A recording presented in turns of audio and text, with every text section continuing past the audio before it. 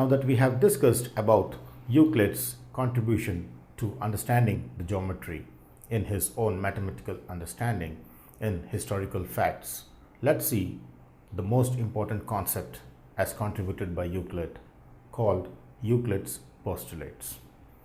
There are 5 postulates which are recognized in the branch of mathematics and are found to be very helpful in mathematical understanding. So let's see the 5 Euclid's postulates, the contribution of Euclid in geometry. Euclid's postulates.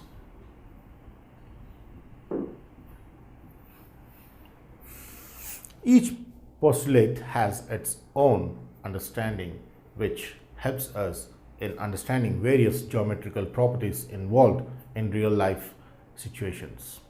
So coming to Euclid's postulates is the topic of the session. To start with, postulate number 1.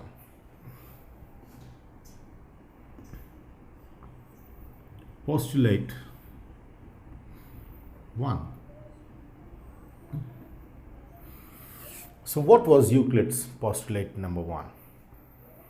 Postulate number 1 states that if I take any 2 distinct points in the plane, randomly any 2 distinct points taken in the plane, then Euclid's postulate number 1 says that there's only one and unique line which passes through those 2 points. You cannot have more than one line which passes through. So here the postulate number 1 says, given the 2 distinct points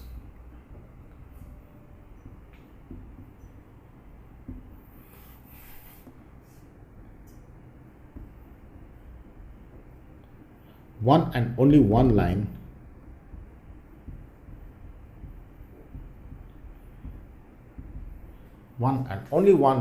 can be drawn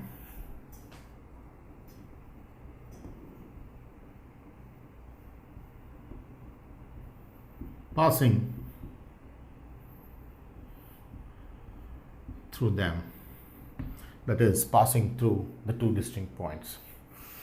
So postulate number 1 clearly says, given the 2 distinct points, one and only one line can be drawn passing through them. This is one of the most important invention during those times in history. We are applying the concepts in the modern times, but everything has originated from the Euclid's postulates, his contribution to geometry.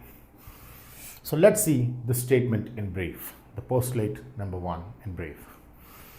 The postulate number 1 says, given the 2 distinct points. So let me take the 2 points which are distinct in the sense they are not same from each other.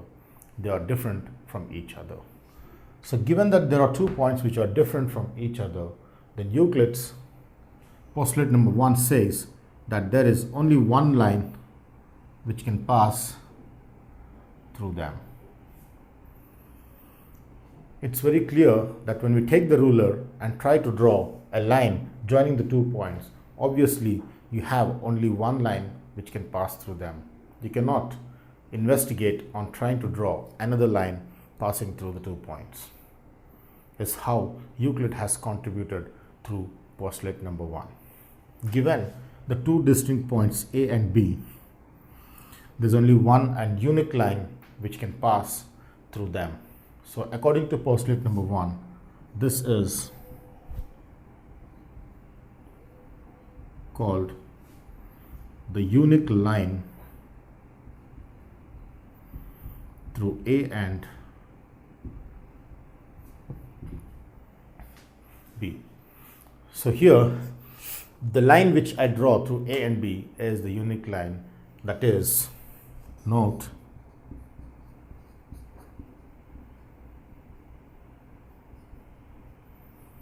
there cannot be any other line which can be drawn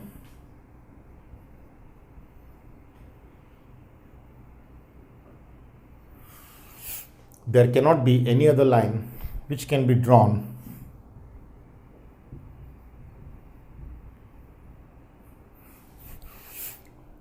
through A and B. This is the only line which can be drawn through A and B, is how I understand the postulate number 1. Given two distinct points, there is only one line, a unique line which can be drawn through A and B. No, more than one line is not possible according to Euclid's postulate number 1. Euclid and his postulate number 1 contributed to the mathematical society. Now that we have learnt about postulate number 1 as contributed by Euclid, let's now see what postulate number 2 states in its own definition. Postulate number 2.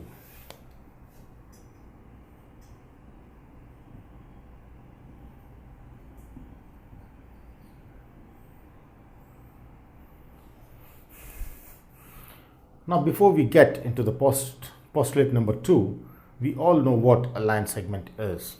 In the modern times, we have been discussing about a line segment, what Euclid has called during his times as a terminated line.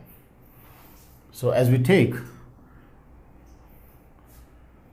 let's see the definition and then get into understanding the concept by taking an example situation.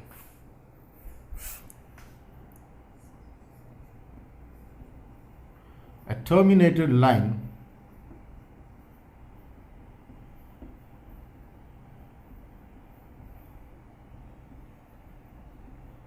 can be produced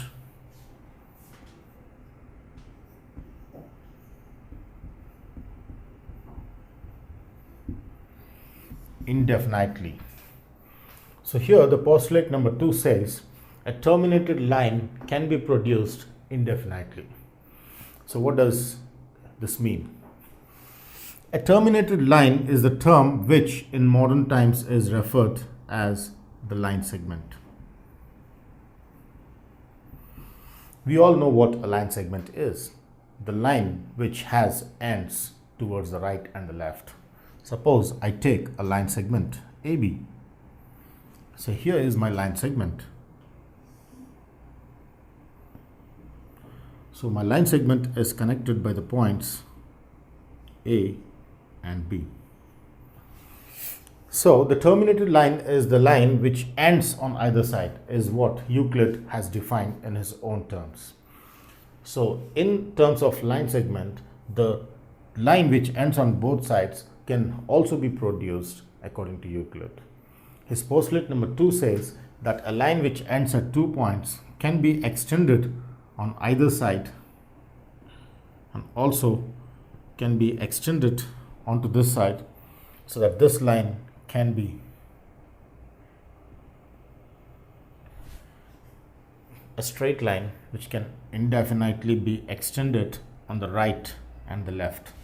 So this line goes till plus infinity on the right and minus infinity on the left, is what we have learnt in the real number line.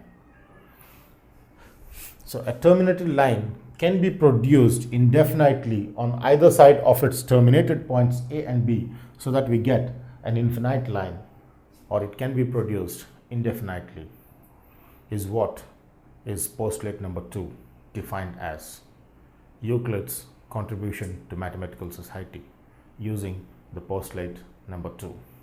A terminated line can be produced indefinitely. Now let's enter into postulate number 3. The postulate number 1, postulate number 2, and now to come with postulate number 3.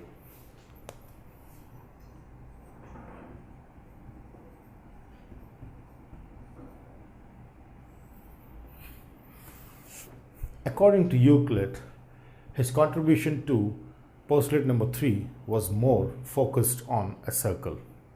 As we have seen, a circle with center and radius. So Euclid has investigated on the circle with its center and radius, and hence has come out with postulate number 3. Postulate number 3, as derived by Euclid, dedicated to the circles, the radius and center. So let's see what the postulate number 3 states.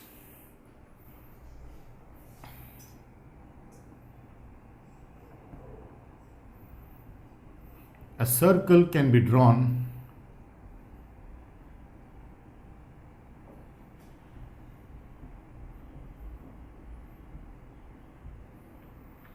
with any center and radius. This is what the postulate number 3 states. A circle can be drawn with any center and radius. So this investigation, clearly as evident on recognizing the different circles, was what has come out with the outcome of postulate number 3 by Euclid. As we can see, let's start with a circle. We know that when you take a fixed point and take a compass and just rotate it, I get a sort of a circle out here with the center here. Let me take the compass with a more bigger region and then I get the circle. Let me now take a very small region of the compass and then try to rotate. I get the circle. So here I have circle 1, circle 2, and circle 3, which have their respective radii. So each of the circles have their own radii in this case. So Euclid says that any circle can be drawn provided we have the fixed distance between what we derive the circle as. So according to Euclid, a circle can be drawn with any center and radius. This is with a center and a radius, and this is with another center and another radii, and this is with different center and radii. All three are circles. All these three are circles. So any circle, however big or however small, can be drawn with fixed center and radius, is what the postulate number 3 states according to Euclid's contribution to mathematical society.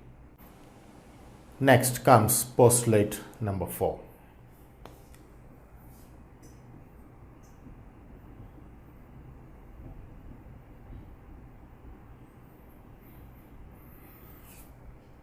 Now Euclid is known also for recognizing or investigating many mathematical properties in right angle triangles.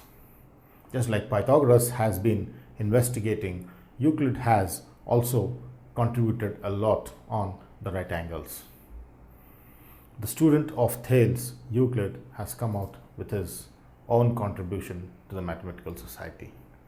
So let's see what the postulate number 4 contributes through the right angles. So the postulate number 4 says that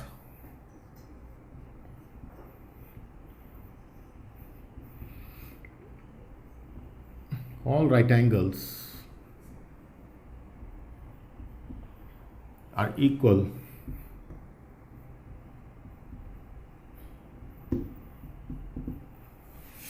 to one another. This might look very silly in the modern times, but it's very important that during those times where mathematics was very limited to its own knowledge was a very great invention, as with the postulate number 4 by Euclid. This is to be taken into mind very seriously. So postulate 4 says all right angles are equal to one another. Let's see how we can justify the statement. Let me take a right angle which is measured out here between the lines L2 and L1. Let me take another situation where I have a right angle, that is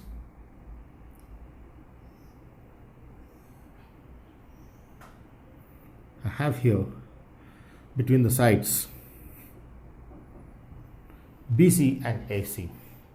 Let me take one more situation where I have a right angle. For example, I have a circle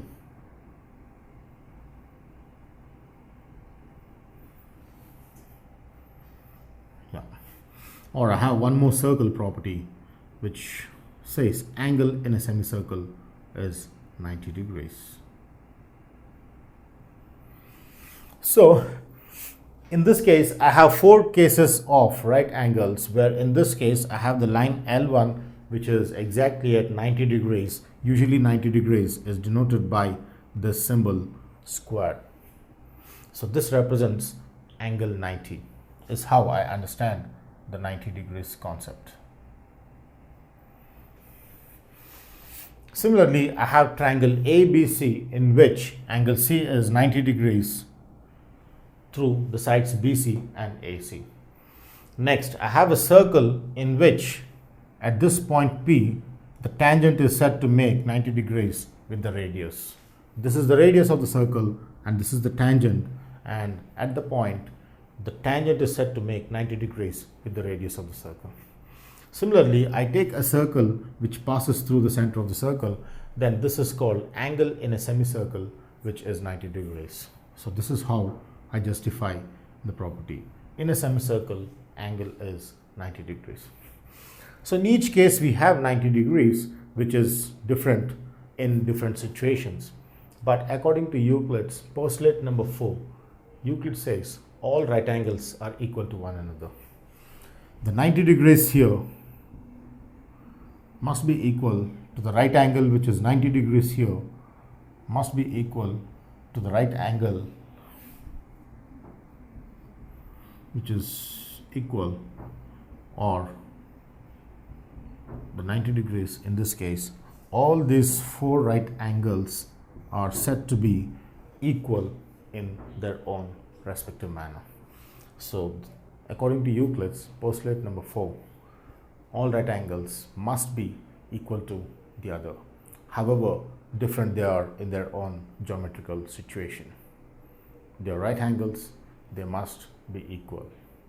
Now let's see the postulate number 5, the last postulate in Euclid's contribution.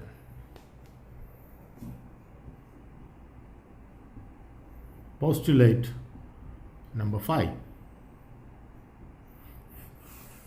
Now coming to the postulate number 5, before we discuss its complete definition, let me tell that all the 5 postulates are dedicated to Euclid, but the first 4 postulates are very simple to understand because they are self-evident. We can analyze, obviously, when I say all right angles are equal to one another, that means 90 degrees, it will be same anyway. So they are not that much focused on, but the 5th postulate, which is very complex, is how Euclid has contributed to developing the geometry as ages pass by. So let's see the postulate number 5 contributed to geometry. According to Euclid, if there are 2 lines out here, and then if there's another line which cuts this with interior angles being, say, this is x and this is y, then if x plus y is less than 180 degrees, according to Euclid, this was referred as 2 right angles.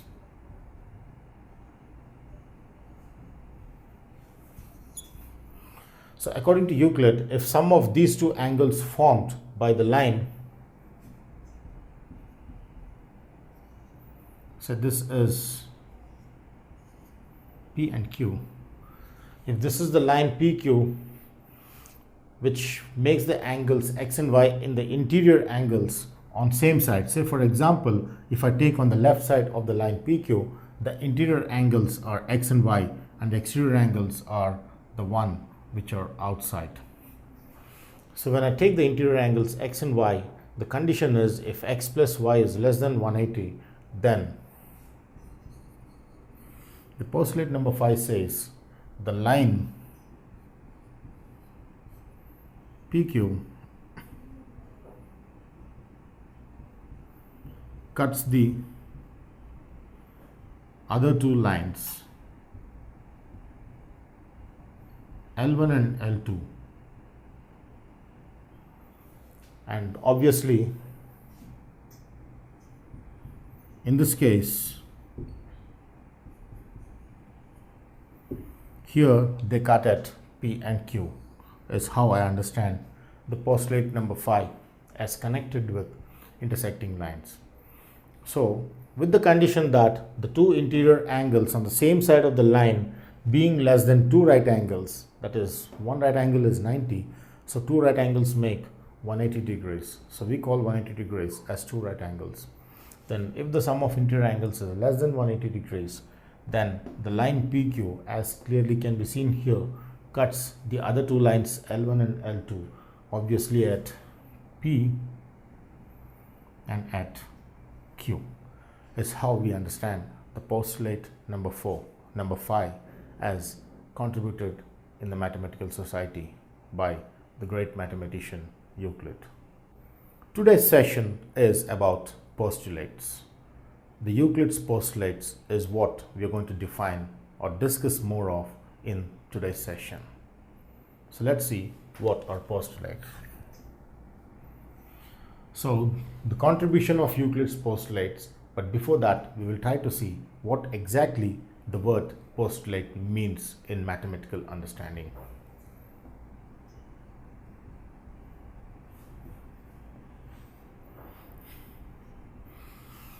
Before we discuss in brief about Euclid's postulates, the 5 postulates as contributed by Euclid in the mathematical society, let's define what a postulate is. What is a postulate? The term, which looks very complex in mathematics, has got a very wide definition and which plays a very important role in the benchmark of geometry. Postulate means making a statement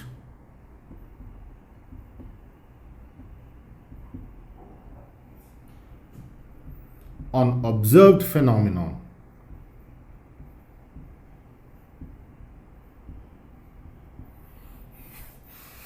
Postulate generally means making a statement on observed phenomenon. Its proof, its truth and validity is then checked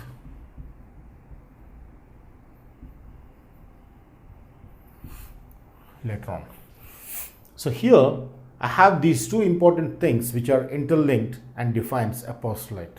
It's very important to understand a postulate in mathematics before we get into understanding geometry.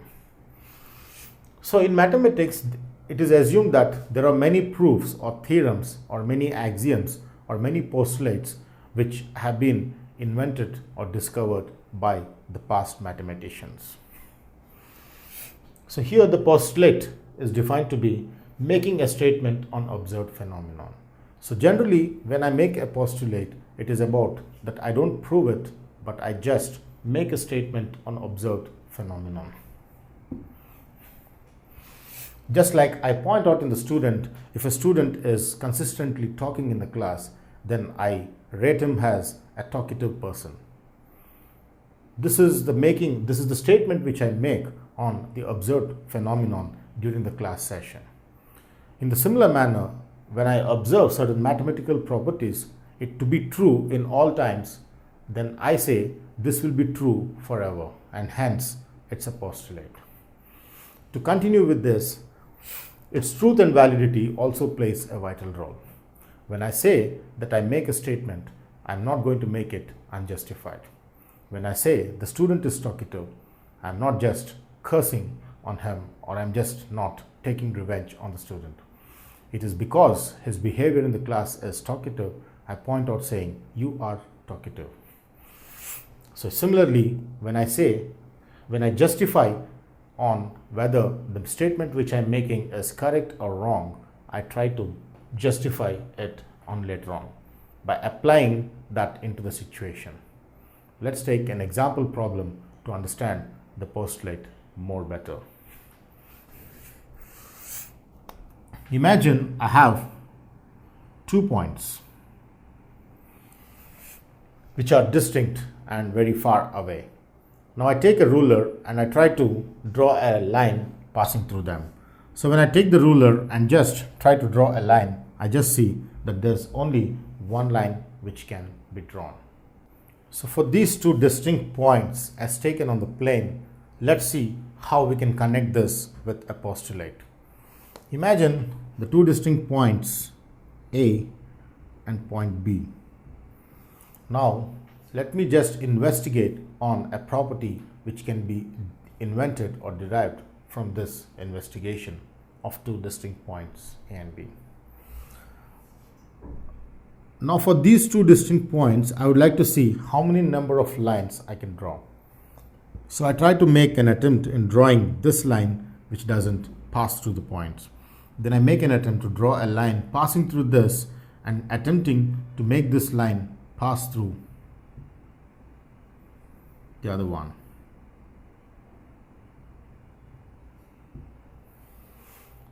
This also does not pass through the other line.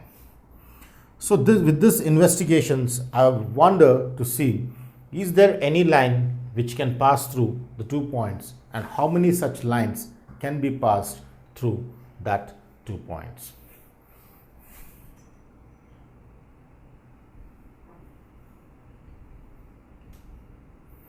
So as I see here, I come across a line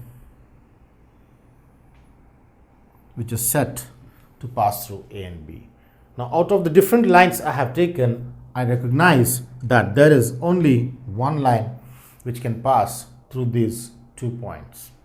Or out of all the different possibilities of different lines I take, I see that there's only one line which passes through A and B. So I make a statement through my observed phenomenon which says that there's only one line which can be made to pass through two distinct points. Then that makes my statement, which is on the observed phenomenon. Now comes its truth and validity, which is checked later on. So I take the plane, I plot the points, the two distinct points, and then try to make different lines possible. Then I check through the validity that yes, there's only one line which can pass through the 2 points, and hence it is called a postulate. Similarly, I take a point and I want to see how many lines are possible to be drawn from this point. So I investigate with 1, 2, 3, 4, 5, 6, etc. So different lines pass through the point. So I make the statement that there are infinitely many lines which pass through that point. So my postulate is about making a statement on observed phenomenon is that infinitely many lines pass through the point on observed phenomenon. And I check through the truth and validity. I draw the different lines and I see that there are infinitely many lines which pass through the point. Is how the postulate comes. Truth and validity check out, and only if it is true we call this as a postulate. If my truth and validity, which is checked later on, does not prove the made statement, then it cannot be a postulate. We cannot call that a postulate. Postulate is a statement made on observed phenomenon. Its truth and validity checked later on. If the truth comes out to be universally true, then the statement is a postulate. It must be called a postulate. Euclid's postulates to be followed with. Euclid's postulates. Now that we have seen the 5 different postulates in Euclid's contribution to mathematical society, now comes what are the uses of these postulates? Where do we use them? What are the significances of the 5 postulates as we have learned in the previous session? Is the biggest question which arises next. So Euclid's contribution is about his postulates which are applied in different axioms, theorems, or various properties in mathematics. So let's see few of the properties in mathematics where Euclid's postulates are exclusively used in deriving those properties. So here comes the topic: applications of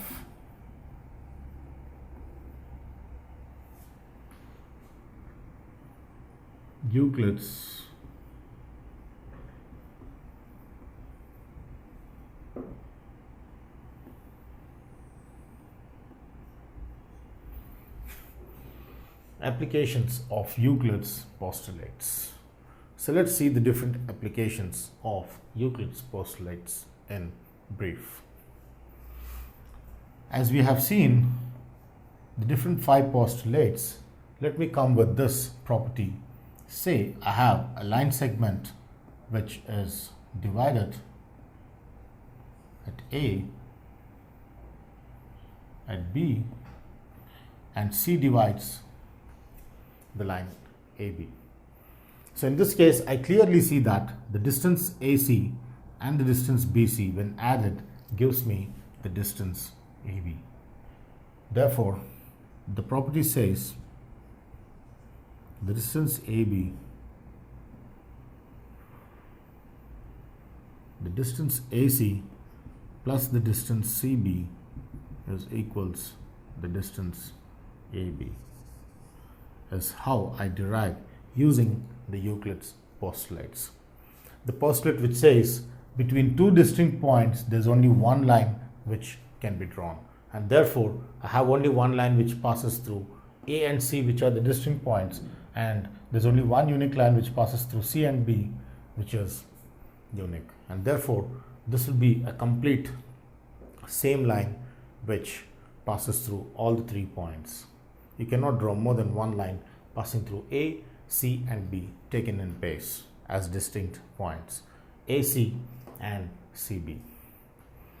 So this postulate number 1, as we have discussed in Euclid's postulates, we have a property which says the sum of 2 sides is the sum of the longer side.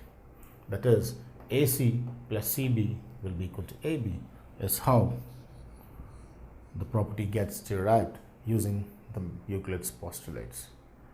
Significance of Euclid's properties or Euclid's postulates in the branch of mathematics.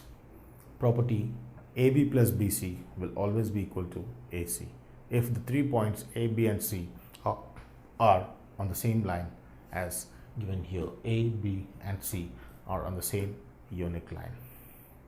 Cut. Let's see one more mathematical property which has used Euclid's postulates in its own derivation. So as we say, Euclid has used his postulates to prove that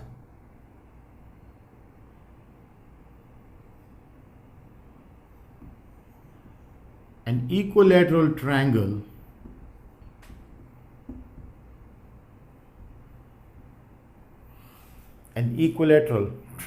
is a triangle which has all 3 sides equal, as we know. An equilateral triangle can be constructed or derived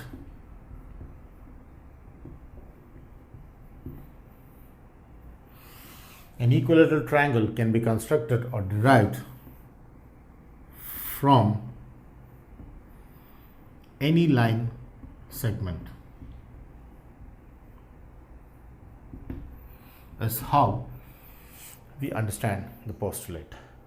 An equilateral triangle can be constructed or derived from any line segment.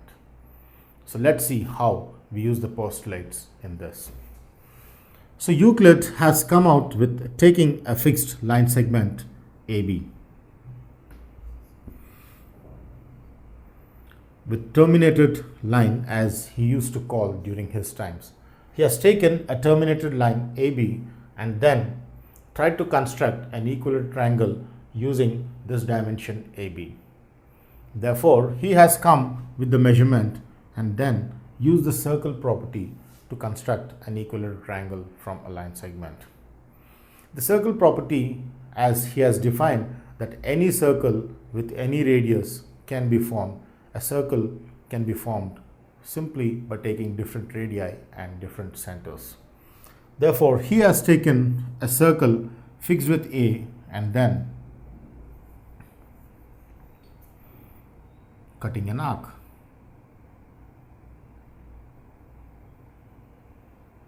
So he has made a circle passing this way. And then from this B as the center and AB as the radius, he has cut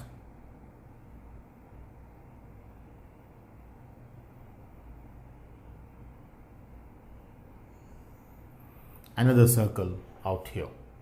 So there are two circles which are formed out here, cut.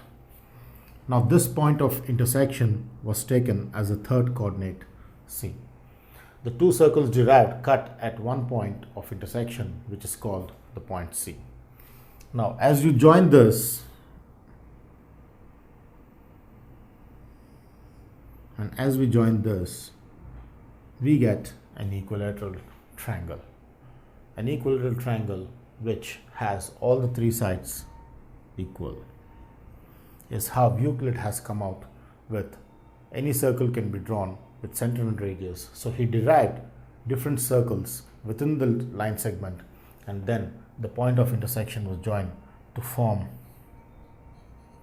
triangle ABC is constructed equilateral triangle because AB equals BC equals AC. So triangle ABC is constructed equilateral triangle. Equilateral triangle with all three sides equal. So in this manner, any line segment can be taken to be just intercepted and I get an equilateral triangle. I take another line segment which is smaller in size. I use the same concept of cutting the arcs and then I join to get an equilateral triangle. Or I take a very big line segment, cut an arc with the respective length of the line segment as radius and the point where the two circles intersect, I join the other two segments and I get an equilateral triangle. An equilateral triangle can be constructed from any line segment is how we understand the postulates of Euclid applied in real life situations. Constructing an equilateral triangle from a fixed line segment out here. Now let's see the theorem. Let's see how Euclid has proved a theorem using the 5 postulates which he has used in his contributed life, which he has invented in his contributed life.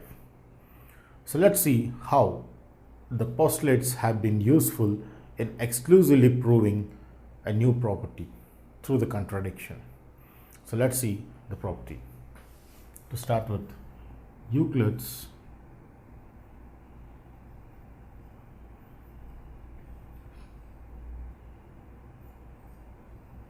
postulates helpful in deriving a theorem.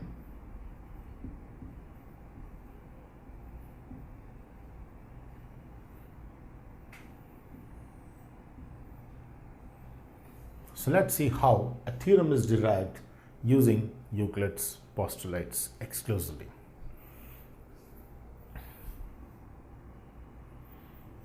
The theorem says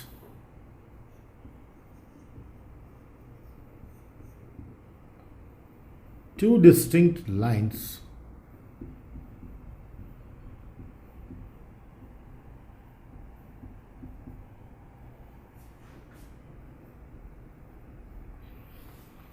distinct lines cannot have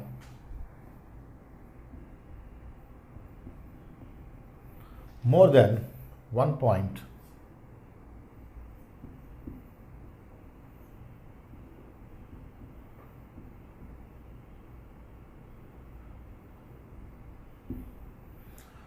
more than one point in common. So the theorem here says when I take two distinct lines, those two distinct lines cannot have more than one point in common. That is, the theorem says if I take two distinct lines which are not same, then when they are extended, obviously they have to meet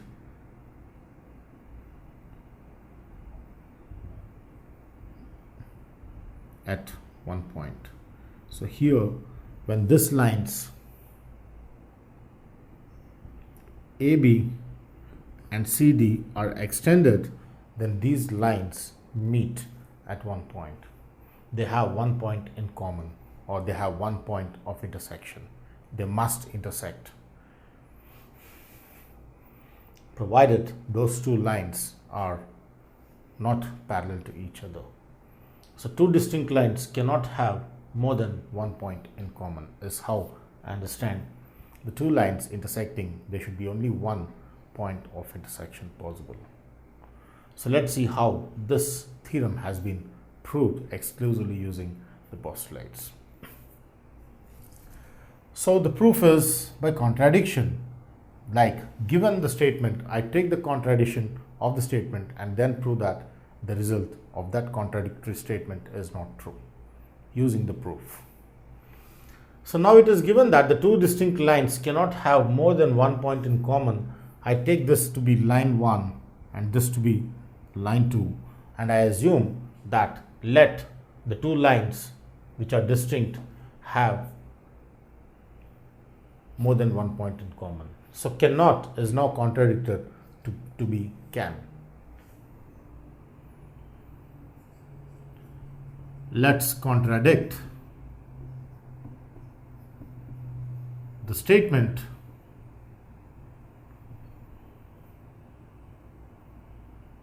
that is, let the lines L1 and L2 have more than, or I can say have more than one point, that is 2 points, 2 points in common. That is, the two lines are said to be intersecting at P and Q. Therefore, let L1 and L2 intersect at, say, at P and Q. Let L1 and L2 intersect at P and Q. Now, here comes the concept of proving the theorem. Now that we have assumed that the lines L1 and L2 intersect at P and Q, therefore, but this is not true. Why do you think that this is not true? Because we have already seen in the postulate that there's only one line which passes through the 2 points. Now here I have 2 points through which it is assumed that there are 2 lines which are passing through L1 and L2. So here in this statement it is assumed that there are lines L1 and L2 which pass through P and Q, which is not possible, or it contradicts the statement, the postulate number 1. The unique line, there's only one line, one and only one line which passes through 2 distinct points. But here the distinct points P and Q, but there are 2 lines passing through the same point. So this contradicts postulate 1. Therefore, our assumption is wrong. What is our assumption? Our assumption that the lines L1 and L2 have more than one point in common is true, is false. So our assumption is wrong, implies the original statement is correct. So this kind of proofs are called proofs by contradiction. where I take the contradiction of the given statement, the distinct lines cannot have more than one point in common. Let's take the statement two distinct lines have more than one point in common and then prove by contradiction. So contradicting the statement, L1 and L2 have more than one point in common. Say I have the lines which are intersecting at 2 points, or they have 2 points in common. So we have L1 and L2 intersecting at P and Q, say for example. But this is not true, because a line, there's only one and only one line which passes through the distinct points P and Q, but we have two lines which are passing through P and Q, and contradicts postulate number 1 as discussed in the previous session. Therefore,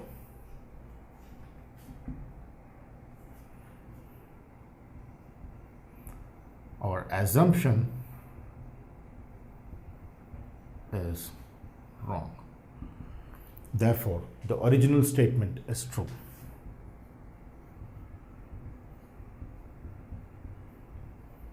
The original statement is true. The original statement which says two distinct lines cannot have more than one point in common. If the two lines which are distinct at the most can have 1 point in common, but not more than that. You cannot have 2 points of intersections for this lines intersecting. As we have already seen in the linear polynomial, the two linear polynomials intersect at only 1 point. This is how we connect the learned concepts in mathematics to Euclid's postulate and Euclid's contributed theorem. Theorem applied through postulates and proved mathematically.